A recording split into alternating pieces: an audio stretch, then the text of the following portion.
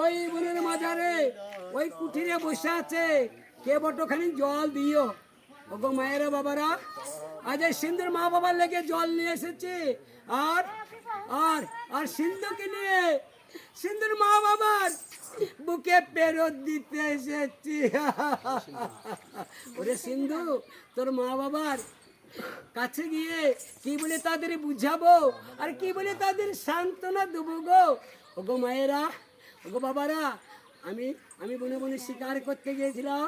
দেখো দেখো আমি কাকে শিকার করেছি, আমি কি ভুল করেছি।